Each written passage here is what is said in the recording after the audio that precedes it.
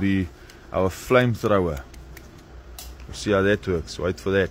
Let me show you guys what we're busy with today.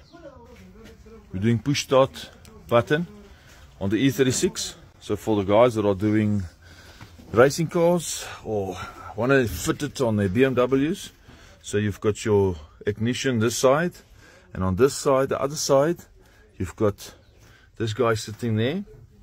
Okie dokes. And so what happens here is, this is your constant power from your battery.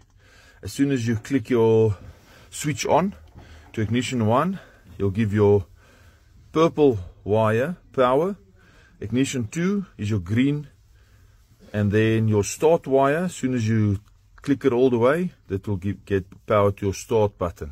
Okie dokes. So that's how we do that. Let me show you on the panel quick. So then, fairly easy. We've got ignition 1, ignition 2. So that gets applied. This white will be from the red wire.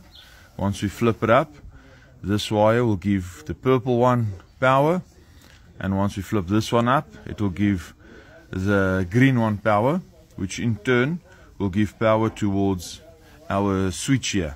But because these two can take 20 amps, this push button cannot take 20 amps, so we wire it through a relay. That's another video for another day on how to wire the relays. But in any case, then we can send power through to our starter.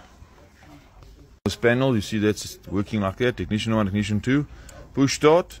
And then we've got some extra buttons here.